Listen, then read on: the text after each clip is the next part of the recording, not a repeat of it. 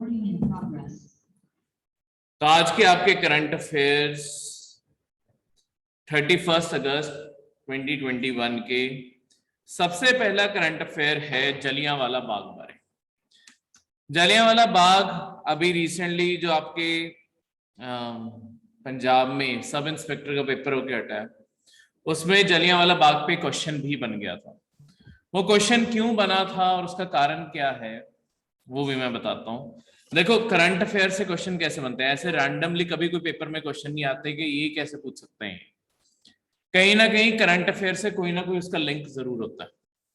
आपके 28 अगस्त यानी कि 2 दिन पहले 3 दिन पहले आपके गुड आफ्टरनून जी, आपके 3 दिन पहले प्राइम मिनिस्टर ने आपके जलियांवाला बाग का ना नया कॉम्प्लेक्स इनॉग्रेट किया। यानी कि जलियांवाला बाग वही है, वही सेम कॉम्प्लेक्स अमृतसर में वहीं पे है, बस उस कॉम्प्लेक्स को क्या किया गया, रेनोवेट किया गया। सारा का सारा कॉम्प्लेक्स जो ओरिजिनली एग्जिस्ट करता था ना, वो काफी ज्यादा कॉम्प्लेक्स चेंज हो गया।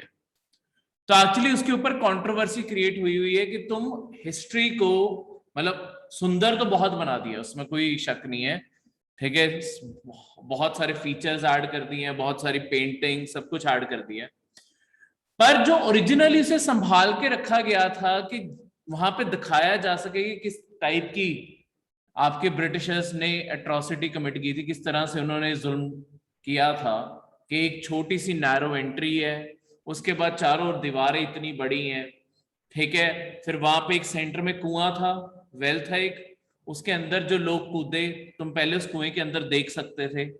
अब क्या किया गया है, जैसे वो वेल है, वेल के ऊपर शीशा लगा दिया गया, मतलब तुम देख सकते हो, पर पहले क्या था, ओपन था, तो तुम एक्चुअली उसके अंदर पीक डाल के देख सकते थे, अब उसे बंद कर दिया गया है।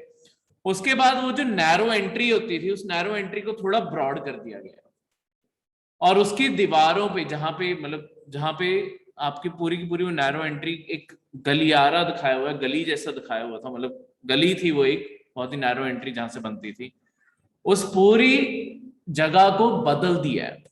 उसके दोनों साइड पे आपके पेंटिंग्स लगा दिए हैं, स्कल्पचर्स लगा दिए हैं, ऐसी सारी चीजें बना दी हैं।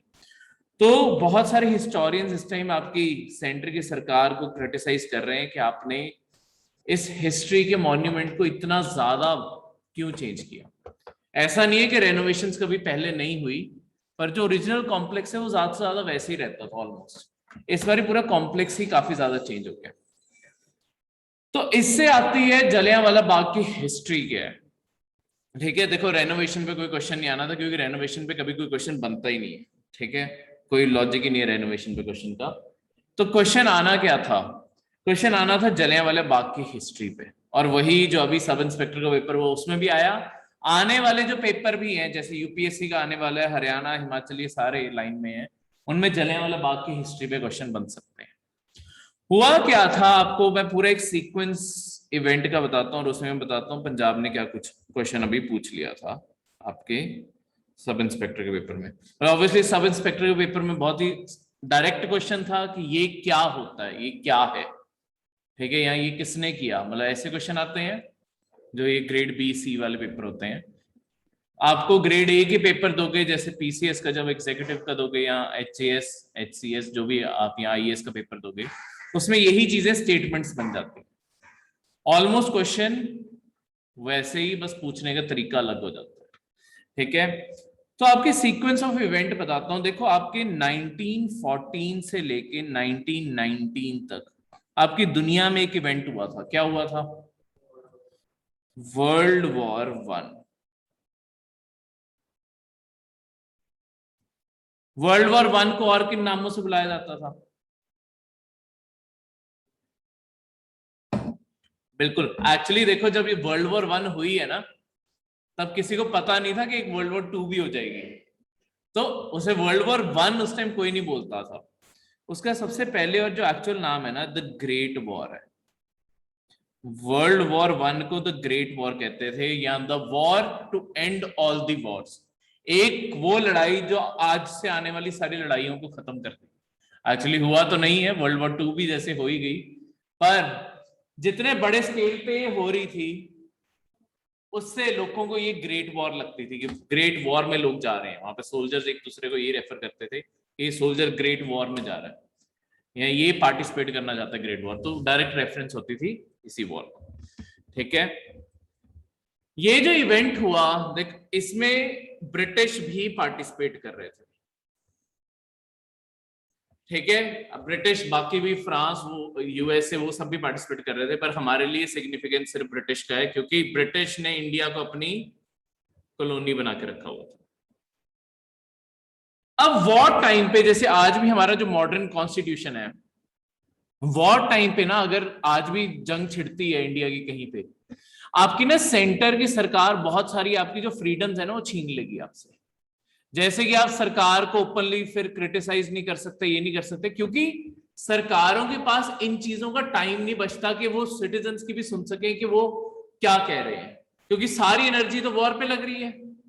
इसी के चलते हुए आपकी ब्रिटिश सरकार ने इंडिया में भी कुछ ऐसे एक्ट, ऐसे कानून बनाए जहां पे किसी को भी बिना वारंट के, बिना नोटिस दिए, ठीक है, उसे अरेस्ट किया जा सकता था। यानी कि किसी के पास कोई वारंट, चाहे उसके पास वारंट भी नहीं है पुलिस वाले के पास, और बिना उस पर्सन को रीजन बताए, जैसे अब वैसे नॉर्मल टाइम्स में किसी को भी अरेस्ट करना होता है, वारंट दिखाना जरूरी है और रीजन बताना जरूरी है कि क्यों अरेस्ट हो रहा है। बिना वारंट, बिना रीजन के अरेस्ट किया जा सकता है। अगली, जैसे अब के टाइम में होता है कि 24 घंटे के अंदर अंदर आपके डिस्ट्रिक्ट कोर्ट में उसे पेश करना होता है, डिस्ट्रिक्ट मजिस्ट्रेट के आगे पेश करना होता है। वो भी लिमिटेशन हटा दी गई थी कि जितना टाइम मर्जी जेल में रख सकते हो, कोई पेश करने की जरूरत नहीं। तो ऐसे ना पुलिस के पास अनलिमिटेड पावर्स आ गई थी। इसके चलते हुए जो कॉलोनियल गवर्नमेंट थी, जो ब्रिटिश राज इंडिया में था, उन्हें इंडिया में काम करना ही बहुत आसान लगने लगा, क्योंकि कोई भी उनके खिलाफ बोलता था उसे उठा के जेल में डाल दो, रिलीज भी करना जरूरी नहीं, जज के आगे पेश करना भी जरूरी नहीं, कुछ नहीं करना जरूरी, बस अंदर जेल में डाले रखो, कोई प्रॉब्लम ही नहीं। पर ब्रिटिश ने कहा था जैसे ही वॉर खत्म होगी हम ये कानून हटा देंगे। पर इसके बाद जब 1919 में आपकी वॉर खत्म हुई, ब्रिटिश को ना ये चीज पसंद आने लगी इंडिया में। उसी के चलते हुए आपके ब्रिटिश पार्लियामेंट में एक पर्सन थे, रॉलेट, उन्होंने ये इसी तरह का एक और एक्ट पास करवाया। उसे क्या कहते हैं, कहने को रॉलेट एक्ट भी कह देते हैं और ब्लैक एक्ट भी कह देते हैं, काला कानून भी कहते हैं, क्योंकि वो यही सारी पावर्स फिर से सरकार को देता था। बिना वारंट के किसी को अरेस्ट कर लो, ठीक है, मजिस्ट्रेट के आगे पेश करने की जरूरत नहीं, कुछ नहीं, कोई पेपर वर्क नहीं, कुछ नहीं। पर अब क्योंकि वर्ल्ड वॉर 1 खत्म हो चुकी थी, ग्रेट वॉर खत्म हो चुकी थी, अब इंडिया के लोग इसे बर्दाश्त नहीं करना चाहते थे। तो आपके सोचा गया, आपके ना दिल्ली में थे अली ब्रदर्स, उन्होंने गांधी जी को कांटेक्ट किया था और गांधी जी को बोला था, गांधी जी आप लीड करो, रॉलेट प्रोटेस्ट ऑर्गेनाइज करवाना है हमने इंडिया में। तो गांधी जी ने पूरे इंडिया में ये बोला कि हम सारे इंडिया में स्ट्राइक्स ऑर्गेनाइज करेंगे और अगर सरकार नहीं मानती तो हम दिल्ली की तरफ मूव करेंगे सारे और दिल्ली घेरेंगे। ठीक है, तो इसके चलते हुए आपके अराउंड 7 अप्रैल के अराउंड 7 अप्रैल 1919 के अराउंड आपकी गांधी जी ने रॉलेट प्रोटेस्ट शुरू करवाया था, पूरे इंडिया में फैल गया। अब सबको पता है 13 अप्रैल को क्या होता है, 13 अप्रैल को थी हर साल की तरह बैसाखी। ठीक है, अब बैसाखी सेलिब्रेट हमारे इंडिया में बथेरी जगह होती है, पंजाब हरियाणा इन जगहों पे खासकर, व्हीट बेल्ट में तो खासकर होती है, पर बाकी इंडिया में भी अलग अलग नामों से होती है, पर ये फेस्टिवल हर जगह सेलिब्रेट होता है। वैसे पंजाब में तो चलो बैसाखी मनाई जा रही थी। आपके ना इससे पहले पंजाब के जो गवर्नर थे उस टाइम पे, लेफ्टिनेंट गवर्नर कौन थे, जनरल डॉयर, डब्ल्यू वाले, डायर नहीं डॉयर, हाँ डायर अलग है, डॉयर अलग है। अब यहीं पे हिस्ट्री का क्वेश्चन बनता है और यही पेपर में आया था। जनरल डॉयर ने ऑर्डर जारी किए थे कि पंजाब में जो सेक्शन 144 होता है कि 4 या 4 से लोग, कर्फ्यू इंपोज किया था। ठीक है, आपके पंजाब में कर्फ्यू इंपोज किया हुआ था, क्योंकि आपके सारे इंडिया में प्रोटेस्ट हो रहे थे, पंजाब में बहुत ज्यादा हो रहे थे, तो उसके चलते हुए कर्फ्यू इंपोज कर दिया था कि वो 4 या 4 से ज्यादा लोग इकट्ठे नहीं हो सकते एक जगह पे, और अगर होते हैं तो एक्शन ले सकते हैं। इसी के चलते हुए अमृतसर की जिम्मेदारी लॉ एंड ऑर्डर को मेंटेन करने की थी जनरल डायर की। ये अलग अलग लोग हैं। तो उन्होंने पहले 11 अप्रैल को आपके कुछ एरियाज में आपके अमृतसर के अनाउंसमेंट भी करवाई थी, पर वही बात है, हर जगह तक अनाउंसमेंट नहीं पहुंची। तो लोग बैसाखी मनाने के लिए जलियांवाला बाग में इकट्ठे हुए थे। पॉलिटिकल लीडर्स को ये ऑब्वियसली एक अच्छा मौका लगता था, तो हाँ, ऐसा नहीं है कि वहां पे पॉलिटिकल स्पीचेस नहीं हो रही थी, पर 90% लोग वहां पे फेस्टिवल मनाने आए थे, सिर्फ 10% वहां पे पॉलिटिकल कामों के लिए थे। तो इतने लोगों को इकट्ठा हुए देख के आपके जो जनरल डायर है, ऑर्डर तो क्योंकि इशू हुए थे तो उसके पास पावर थी, उसने एक बारी भी वार्निंग नहीं दी। मतलब प्रॉब्लम कहां है, उसने एक बारी वार्निंग भी नहीं दी कि यहां से चले जाओ। उसने क्या किया, डायरेक्टली एक ही सिंगल एंट्रेंस थी वहां पे, उस सिंगल एंट्री को ब्लॉक किया और अपने ट्रूप्स को बोला फायर कर। बहुत सारे लोग, अब जलियांवाला बाग के कॉम्प्लेक्स में सबसे बड़ी चीज ये थी, वहां पे क्या था, जलियांवाला बाग का ये अराउंड 3.5 एकड़ का कॉम्प्लेक्स है। इसकी एंट्री जो है एक नैरो सा रास्ता है, ठीक है, चारों ओर इसके दीवारें बहुत ऊंची हैं, तो आने जाने का सिर्फ एक रास्ता है, यहां पे अपने सारे ट्रूप्स प्लेस कर दिए। ये दीवारें इतनी ऊंची थी कि लोग, थोड़े बहुते लोग ही इसे कूद पाए, बाकी कूद ही नहीं पाए। एक यहाँ पे कुआं था, कुछ लोगों ने दिमाग ये लगाया कि हम यहाँ पे लटक जाते हैं, बच जाएंगे, पर कुछ लोगों को देख के बाकी सारे भी उसी के अंदर जाने लग गए। तो हुआ क्या, एक दूसरे के वेट के अंदर यहाँ पे बहुत सारे लोग मर गए। बाकी जितने लोग इधर उधर कॉम्प्लेक्स में भाग रहे थे, धीरे धीरे गोलियों से सब मारे गए। तो ये एक बहुत ही डार्क एक्ट बना आपके ब्रिटिश का इंडिया में। इसके चलते हुए आपके इंडिया में जो रविंद्रनाथ टैगोर जैसे फेमस लोग भी थे, रविंद्रनाथ टैगोर को इवन ब्रिटिश बहुत ज्यादा रिस्पेक्ट देते थे। तो जैसे ही रविंद्रनाथ टैगोर और उन जैसे लोगों को ये चीज पता चली, उन्होंने एक ना स्टेटस देता था, सर का जो टाइटल होता था ना ब्रिटिश ये देते होते थे, इसे ना नाइटहुड कहते होते थे। ब्रिटिश किसी को भी ऑनर करना चाहते थे ना, वो उसे नाइटहुड प्रेजेंट करते थे कि तुम आज से हायर स्टेटस पे माने जाओ। तो रविंद्रनाथ टैगोर के पास भी नाइटहुड थी, उन्होंने अपनी नाइटहुड सरेंडर कर दी कि मुझे ऐसी सरकार के साथ कोई लिंक ही नहीं रखना जिसके पास इतना सा भी दिल नहीं है कि लोगों को वहां से एक बार जाने को कहते। ठीक है, तो ये चलते हुए आपका क्रिटिसिज्म हुआ। अल्टीमेटली इसका बदला भी लिया किसने, शहीद उधम सिंह ने।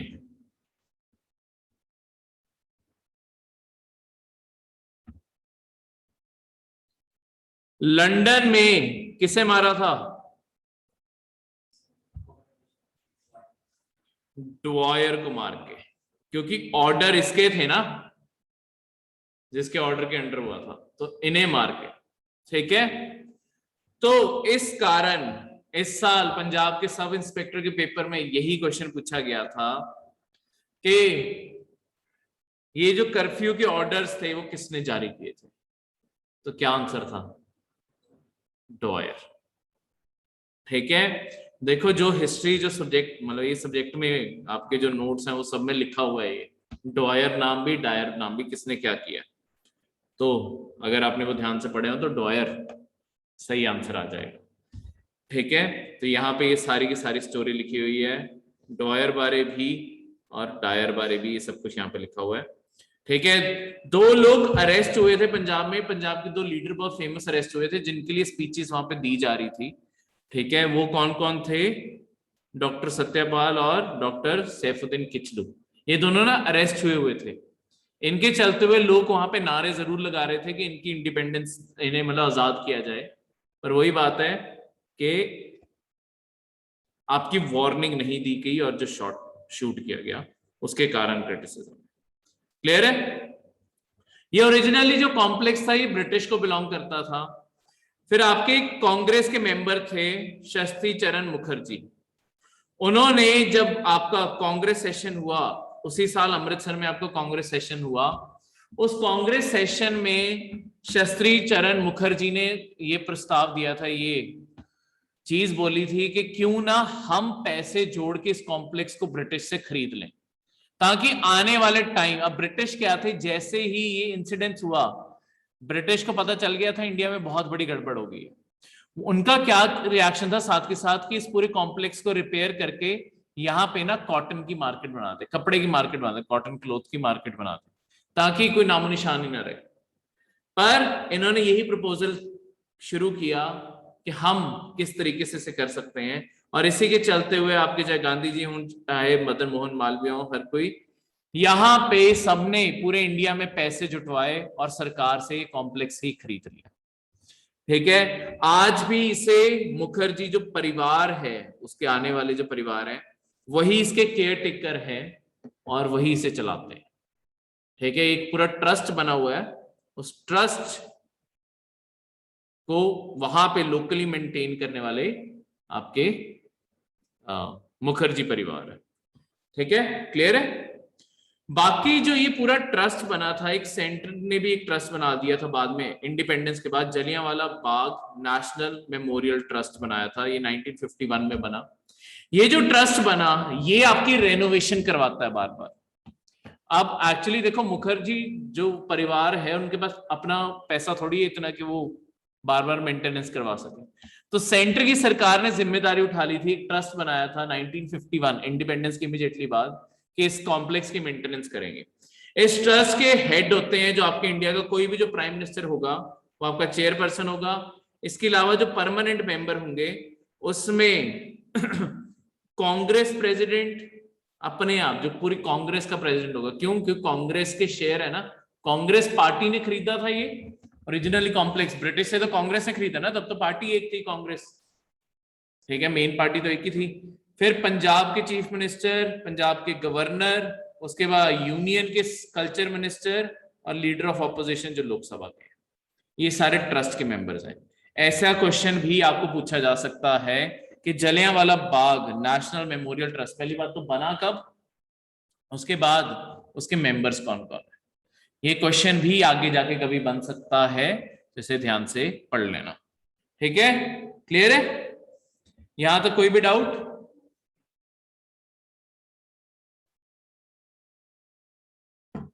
ठीक है, अब इजराइल फिलिस्तीन का इश्यू, ये क्या है और इसमें इंडिया का क्या रोल है?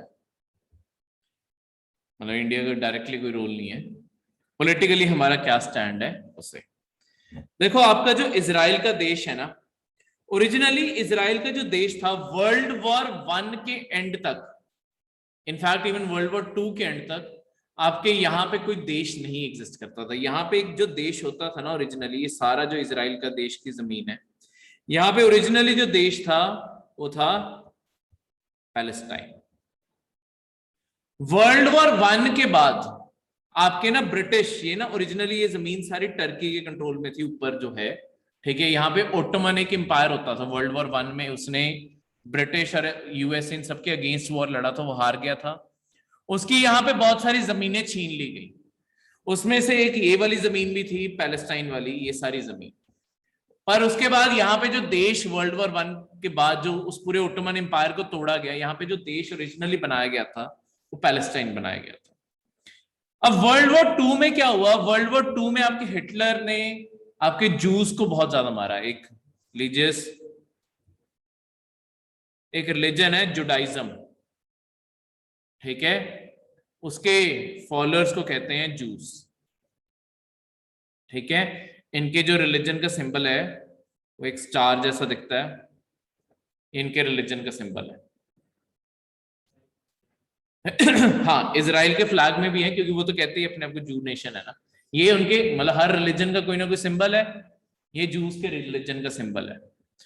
तो अब वर्ल्ड वॉर 2 का जब एंड हुआ तब आपके जूस ने एक्चुअली बहुत साथ दिया था आपके अमेरिका और ब्रिटिश इन सबका वॉर जीतने में, और क्योंकि जर्मनी इन सबको दबा रहा था इस कारण भी साथ दिया था। उसके बाद इन्हें एक प्रॉमिस किया गया कि आपको वर्ल्ड वॉर 2 के बाद आपको एक लैंड दिया जाएगा जहां पे आप अपना खुद का देश बना पाओगे। तो इन्हें जो ओरिजिनली लैंड अलॉट किया गया वो यही लैंड था जहां पे ओरिजिनली पैलेस्टाइन के लोग रहते थे। ये जो पैलेस्टाइन का देश था, इस देश को दो हिस्सों में बांट दिया गया, ठीक है, इस पूरे देश को दो हिस्सों में बांटा गया। ये जो आपको ग्रीन ग्रीन लाइनों में दो हिस्से दिख रहे हैं, इस वाले हिस्से को दिया गया पैलेस्टाइन को। ओरिजिनली सारा पैलेस्टाइन का था, ये वाला हिस्सा दिया गया पैलेस्टाइन वालों को, और बाकी सारा हिस्सा दे दिया गया आपके जूस को। पैलेस्टाइन वालों को अलग क्यों? क्योंकि पैलेस्टाइन में रहते थे आपके मुस्लिम, उनके अपने बिलीफ हैं, ठीक है, और यहाँ पे जो रहते थे अब वो जूस आने वाले थे। दो अलग अलग रिलीजन्स का साथ था। अब एक ही देश में दोनों को क्यों नहीं सेटल कर दिया गया? देखो, जूस को ना हिस्ट्री में कभी भी, अगर पूरी वर्ल्ड हिस्ट्री बताऊं तुम्हें, जूस को ना जब तक मॉडर्न टाइम नहीं आया है, आपके जूस को पूरी दुनिया में ना गुलाम के तौर पर रखा जाता था। जो आपके इजिप्ट जैसी कंट्रीज हैं, वहां पे जब आपके वो फेरोज और वो सब रहे हैं, जब आपके पिरामिड जिन्होंने बनाए हैं वो सब, उनके टाइम से आपके जो जूस थे, ये जो धर्म बनाने वाले हैं, वो सारे के सारे आपके एज अ स्लेव रखे जाते थे, गुलाम रखे जाते थे। अब उनका पूरा का पूरा इसी एरिया में उन्हें गुलाम रखा गया था ओरिजिनली। बाद में जाने को वो यूरोप भी चले गए, हर जगह चले गए, पर यहाँ पे गुलाम रखा जा रहा था। अब अचानक ही वो यहाँ पे एक कंट्री के मालिक बन गए। इसका असर क्या हुआ? आसपास जितने देश थे, चाहे ये जॉर्डन हो गया, चाहे दूसरे इजिप्ट हो गए, जितने भी देश थे आपके, ठीक है, एक साइड पे आपके लेबनान हो गया, सीरिया हो गया, ये जितने भी देश थे, इन सबको ये बहुत बड़ी प्रॉब्लम हुई कि जो देखो, जो लोग हिस्ट्री में ही जीतते हैं ना, उनकी सबसे बड़ा इशू ये आता है कि वो प्रेजेंट रियलिटी को एक्सेप्ट नहीं कर पाते। वो इन सारे देशों की भी यही प्रॉब्लम थी, ठीक है, वो प्रॉब्लम यही थी कि ये सबको मंजूर नहीं था कि हमारे नेबरहुड में एक जू नेशन बन रहा। तो इन सब ने क्या किया कि इन सब ने सोचा कि हम जूस को हरा देते हैं और पूरे देश पे फिर से पैलेस्टाइन का राज बना दें। तो इन सब ने बार बार वॉर लड़ी है आपके इजराइल के खिलाफ, ठीक है, फर्स्ट इजराइल अरब वॉर, सेकंड, थर्ड, 3 लड़ाइयां लड़ चुके हैं। तीनों बार आपके इजराइल ने ये सारे देशों को हरा दिया, ये सब मिलके भी आए तब भी हरा दिया। तो इजराइल का दुनिया में इसलिए इतना बड़ा नाम है कि छोटा सा देश और इतनी बड़ी आपकी आर्मीज को, जैसे इजिप्ट देश इतने बड़े बड़े देशों को हरा गया। उसके बाद पर इजराइल ने क्या किया? इजराइल ने ये जो पैलेस्टीन का भी इलाका था, उन्होंने कहा यही तो प्रॉब्लम है, इसी के कारण तो ये बार बार हमला करते हैं। इजराइल ने ये सारे इलाकों पे भी कब्जा कर लिया, ये सारे इलाकों पे भी इजराइल का कब्जा है। अब क्या है, दुनिया में पैलेस्टाइन देश ही नहीं एग्जिस्ट करता, तो दुनिया भर में डिमांड ये है कि पैलेस्टाइन को वापस आने दो। अभी भी देखो, ऐसा नहीं है कि इजराइल ने कब्जा कर लिया तो कुछ शांति बन गया। अब इजराइल ने कब्जा कर लिया तो इन इलाकों में ना अब आपके टेररिस्ट ग्रुप्स आ गए हैं जो इजराइल पे लगातार हमला करते रहते हैं, ठीक है। ये जो आपके टेररिस्ट ग्रुप्स हैं, वो लोगों को, मतलब सारी दुनिया को ये लगता है कि ये फाइनली देखो शांति तभी आ पाएगी जब ये दोनों देश, अब जो ये बाउंड्री है, अब पूरी दुनिया इस मतलब इस एग्रीमेंट पे आ गई है कि इजराइल को एग्जिस्ट करना ही पड़ेगा तभी शांति रहेगी, पर पैलेस्टाइन को भी एग्जिस्ट करना पड़ेगा। तो अगर ये बाउंड्री वापस आ जाती हैं और ये अलग देश बन जाएगा, इजराइल अलग देश बन जाएगा, फिर फाइनली पीस आने के चांसेस हैं कि ये टेररिज्म भी खत्म हो जाएगा। इजराइल का कुछ महीने पहले आपको याद होगा, इजराइल लगातार बॉम्ब्स फेंक रहा था कुछ इलाकों में, वो इस वेस्ट बैंक के इलाकों में फेंक रहा था। यहां पे जहां जहां मुस्लिम पॉपुलेशन है या टेररिस्ट ज्यादा है, वहां पे वो बॉम्ब्स गिरा रहा था। इसलिए इजराइल की क्रिटिसिज्म बहुत ज्यादा हो रही है, क्योंकि बहुत सारे सिविलियंस भी मर रहे थे। अब टेररिस्ट भी वहां जाके छुप जाते हैं, पर बहुत सारे सिविलियंस भी साथ में मारे जा रहे थे। तो ये सोल्यूशन इसका यही है कि पीस एस्टैब्लिश करनी पड़ेगी। पीस एस्टैब्लिश करने के लिए एक ना इजराइल और पैलेस्टाइन, क्योंकि दो अलग अलग देश बनाने हैं, इस चीज को बोला जाता है टू स्टेट सोल्यूशन, कि जब तक दो स्टेट का मतलब है देश, इंटरनेशनली देशों को स्टेट वर्ड भी यूज करते हैं, कि इजराइल और पैलेस्टाइन में शांति का एक ही तरीका है जब टू स्टेट, दो देश एग्जिस्टेंस में आ जाएंगे, ना इजराइल की एग्जिस्टेंस को खतरा हो, इजराइल भी बना रहे और पैलेस्टाइन भी बना रहे। अगर दोनों देश आ जाएंगे, दोनों एग्जिस्ट करेंगे, शांति भी बनी रहे। ठीक है, तो ये आपके यूपीएससी के प्रीवियस ईयर पेपर का क्वेश्चन है कि टू स्टेट सॉल्यूशन किस देश के कन्फ्लिक्ट को रेफर किया जाता है। उसके ऑप्शन में था इजराइल पैलेस्टाइन, मतलब ऐसे दो दो देशों का ऑप्शन दिया हुआ था, इजराइल पैलेस्टाइन उसका ऑप्शन था। क्लियर है, इसमें कोई भी डाउट? ठीक है, किसी को यहां तक कोई भी डाउट हो तो ये आपका सारा का सारा इजराइल पैलेस्टाइन का इशू है। ठीक है, इस मैप को एक बार ध्यान से देख लेना, आसपास जो सी भी लगते हैं वो भी एक बार देख लेना। यहाँ पे जॉर्डन रिवर है, साथ साथ बाउंड्री बनती है, वो भी दिख जाएगी आपको। ठीक है, सी ऑफ गेली, ये सब कुछ भी दिख जाएगा, गलीली। ठीक है, ये सब कुछ आपको यहीं दिख जाएगा। क्लियर है, इस मैप को ध्यान से पढ़ लेना। अगला करंट अफेयर है इंडिया के एक बहुत ही फेमस वूल के बारे, या जिससे कपड़ा बनता है वूल का, पश्मीना। ये आपके जम्मू और कश्मीर, खासकर कश्मीर और लद्दाख के इलाके में फेमस चीज है, क्योंकि ये जो आपका कपड़ा बनता है ना, ये आपके एक स्पेशल, मतलब ये जो वूल आती है एक स्पेशल, एक ही गोट से आती है ये। हाँ जी नेहा, गाजा स्ट्रिप, ये जो इस साइड गाजा का एरिया है, गाजा स्ट्रिप जिसे कहते हैं, और आपका वेस्ट बैंक, ये दोनों मिलके पैलेस्टाइन बनेंगे और बाकी इजराइल बनेगा। ठीक है, तो आपके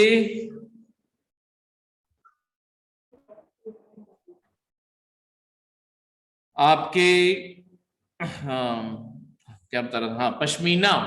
पश्मीना वूल जो है ये खास गोट से आता है। ठीक है, इसी कारण ये वूल खास, इसकी प्रॉपर्टी बहुत खास होती है। ऐसा नहीं है कि हर गोट से ये वूल ऊपर से तुम शेव करोगे वो सेम वूल होगा। वूल की फाइनेस्ट क्वालिटी, सबसे बेस्ट क्वालिटी है पश्मीना। ठीक है, ये आपको डायरेक्टली क्वेश्चन आ सकता है कि कौन सी गोट से पश्मीना आता है, कौन सी गोट से? शंगतंगी गोट।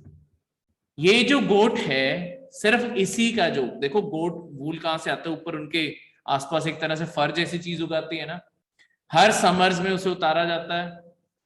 ठीक है, उससे धागे बनाए जाते हैं वूल के, और उससे पश्मीना निकलता है। पश्मीना इतना फाइन क्लॉथ है कि लेट्स सपोज पश्मीना का पूरा शॉल है, वो एक छोटी सी रिंग से सारा का सारा पास कर जाएगा बिना अड़े, वो इतना फाइन क्लॉथ है। ठीक है,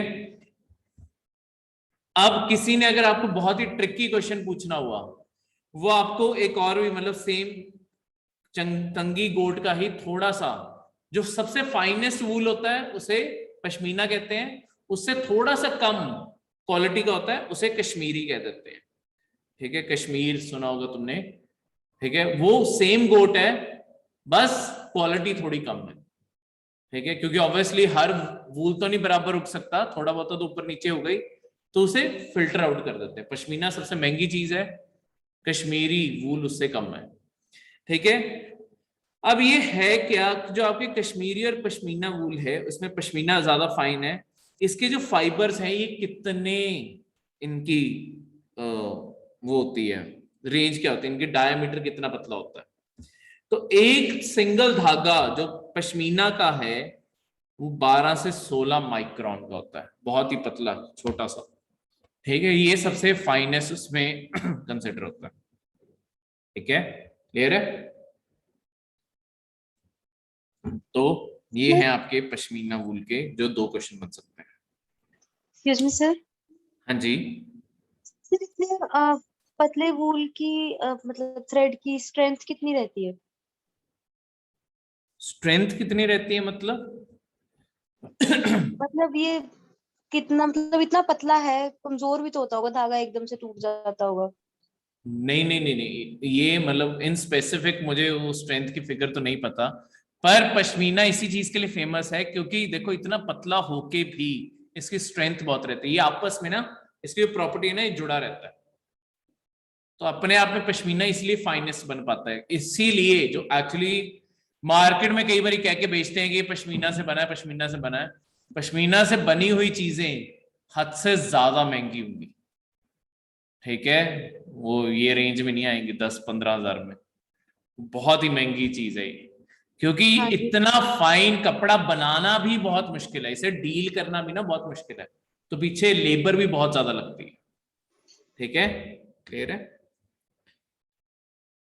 अगला करंट अफेयर, और जिन्होंने हिमाचल का पेपर देना उनके लिए बहुत ही इंपॉर्टेंट, आपके कालका शिमला रेलवे, सुना ही होगा, कालका शिमला रेलवे पे टॉय ट्रेन चलती है।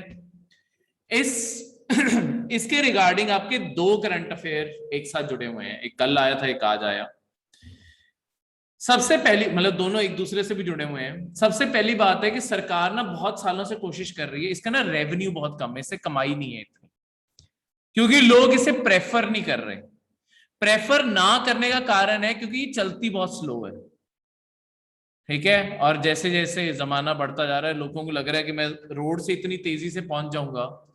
ठीक है, अगर वैसे आपने कालका से शिमला जाना हुआ, अब 3 घंटे में भी पहुंच जाओगे, ये लगाएगी 10 घंटे। तो लोगों को लगता है कि इतना टाइम, मतलब चलो ब्यूटी देखनी है पर इतना टाइम भी नहीं देखनी। ठीक है, तो लोग चाहते हैं कि थोड़ी सी तेज चले और ये सब। तो आपकी सरकार ने लगातार ना अलग अलग एक्सपेरिमेंट्स कंडक्ट किए हैं जिससे इसकी स्पीड बढ़ाने की कोशिश की। जैसे लास्ट ईयर सरकार ने ना एक स्पेशल डब्बे खरीदे थे ताइवान से, जिन्हें कहते हैं टालगो ट्रेन। पहले सरकार ने 10 करोड़ इसके ऊपर खर्च कर दिए पर ये ट्रेन भी कामयाब नहीं, एक नए तौर की ट्रेन इंट्रोड्यूस करनी थी, ये ताइवान से मंगाई गई थी। ये ताइवान में क्या देखा गया, ताइवान में भी ऐसी ही हिल ट्रेन्स चलती हैं, पर उनकी स्पीड काफी तेज है, क्योंकि उन्होंने एक स्पेशल टाइप की ट्रेन्स बना दी थी, टालको ट्रेन्स। पर प्रॉब्लम क्या है, अब वो ट्रेन्स तो इंडिया ले आए, पर हमारे यहाँ पे इश्यू क्या आता है, जो हमारे यहाँ पे जो इसका ट्रैक बना हुआ है ना, जो रेल की पटरी बनी हुई है, वो उतनी तेज चलने वाली स्पीड को सपोर्ट नहीं करती। हाँ, जरूरत क्या है कि पूरी की पूरी रेल लाइन ही बदली जाए, उतना पैसा सरकार नहीं खर्च करना चाहती। तो सरकार क्या करने लगी है, सरकार अब इसे सोच रही है कि ये पूरी लाइन को प्राइवेटाइज कर दिया जाए, प्राइवेट सेक्टर को दे दिया जाए। तो कल सरकार का यही एक तरह से न्यूज आई थी कि सरकार अब सोच रही है कि इस लाइन को प्राइवेटाइज कर दिया जाए, प्राइवेट सेक्टर को दे दिया जाए। पर दूसरी साइड पे अब इशू क्या आया, आज सुबह तक फिर इसका क्रिटिसिज्म आ गया कि अगर प्राइवेट सेक्टर को देते हैं, प्राइवेट सेक्टर सारा इन्वेस्टमेंट तो कर देगा, लाइन चेंज करवा देगा, और भी चीजें लगाने वाली हैं, कहीं पे कुछ और ब्यूटिफिकेशन हो सकती है वो तक कैरी आउट हो जाएगी। पर प्राइवेट सेक्टर काम किस चीज के ऊपर करेगा, फैसिलिटी सब दे देगा, पर प्रॉफिट मेकिंग के ऊपर काम करेगा। ठीक है, तो लोगों का ये कहना है कि जो वहां के लोकल ट्रैवलर्स हैं, उनकी एस्पिरेशंस नहीं पूरी हो रही, क्योंकि उनके लिए टिकट बहुत महंगी हो जाएगी। ठीक है, अभी तो एक्चुअली लोगों को तुम देखोगे इतनी स्लो ये चलती है, लोग चलती चलती ट्रेन पे चढ़ भी जाते हैं, जहां उतरना होता है, जहां पे उनका गांव पास आ गया, वहां पे छाल मारते नीचे उतर जाते हैं। ठीक है, और ट्रेन की टिकट इतनी कम है जैसे, चलो मुझे अभी का याद नहीं, पर आज से 5-7 साल पहले मैंने सोलन टू शिमला ली थी, 8 रुपए की टिकट थी। ठीक है, सोलन टू शिमला तो कालका थोड़ी दूरी है, कितना 20 रुपए ले लेंगे। ठीक है, पूरे रूट का अगर तुम 20-25 रुपए भी ले रहे हो, रेवेन्यू तभी सरकार को आ नहीं रहा। ठीक है, इतने कम प्राइसेस पे। पर वही बात है, फिर अब लॉन्ग टर्म में आपका ट्रैवल इस पे लोग कम कर गए हैं, तो इसलिए प्राइवेटाइज करना चाहती है सरकार, दूसरी साइड पे इसकी क्रिटिसिज्म हो रही है। ये जो आपकी लाइन है,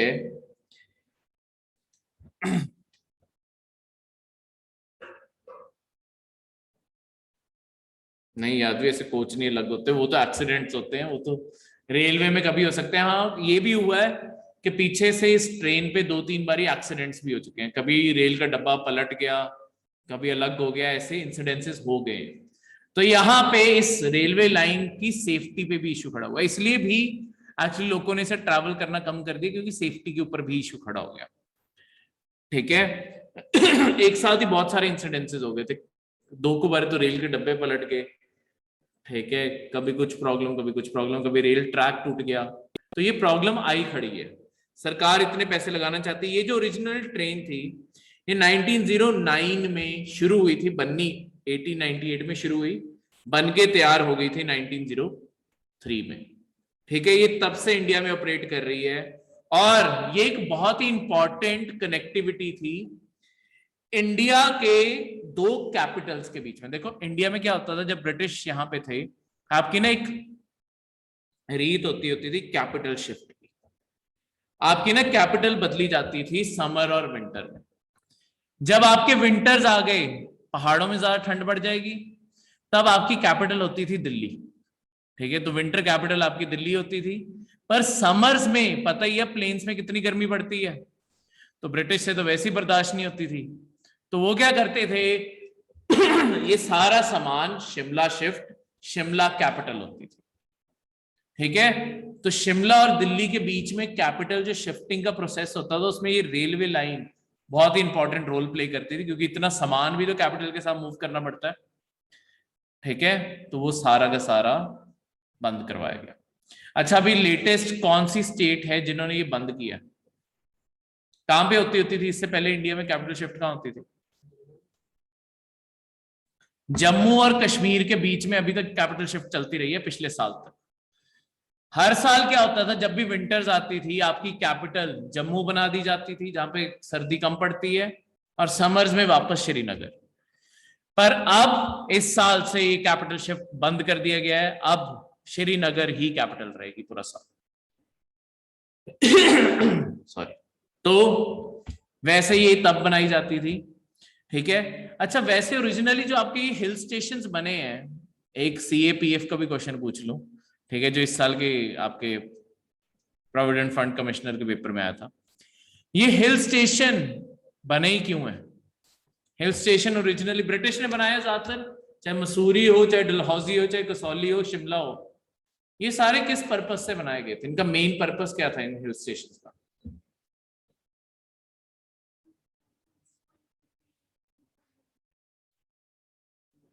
ब्रिटिश के टाइम तो क्या ही टूरिज्म था। किस चीज की सिक्योरिटी? हाँ जी,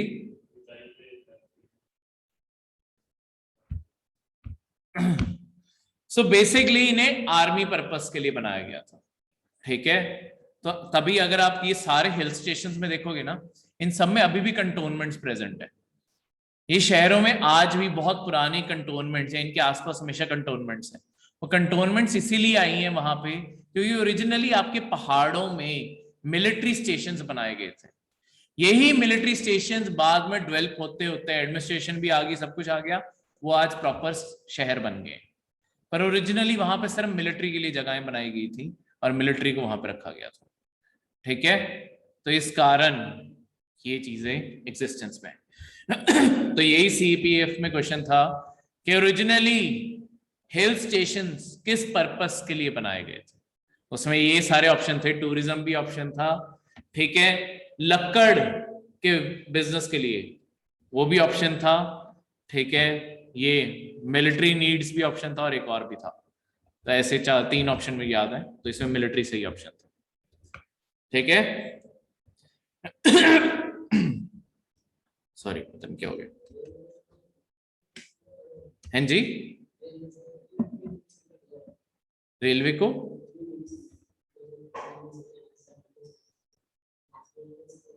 रेलवे तो आपकी यूनियन लिस्ट है ना, सेंटर के अंडर आती है। रेलवे की मेंटेनेंस जो है वो सारी सेंटर के अंडर आती है। रेलवे की जमीनें भी सेंटर की अपनी जमीनें हैं। ठीक है, उसमें स्टेट का कुछ नहीं होता, स्टेट को बस एक चीज इंश्योर करनी होती है, उसकी सेफ्टी। ठीक है, रेलवे की अपनी सेफ्टी भी सेंटर के पास है, पर वो ट्रैक्स हमेशा ओपन रहे, और ऐसी जो चीजें हैं कि कभी भी कोई ब्लॉकेज ना आए, कोई ऐसा इमीडिएट थ्रेट ना हो, वो आपकी स्टेट को टेक केयर करना होता है, नहीं तो रेलवे आपकी सारी सेंटर की जिम्मेदारी। तो सेंटर अब इसे प्राइवेटाइज करने का सोच रही है, वही आपका करंट अफेयर। हाँ जी, रेलवे पुलिस भी सेंटर की है, ठीक है, वो भी सेंटर की है। क्लियर है? सारे करंट अफेयर्स क्लियर? तो ये थे आपके आज के करंट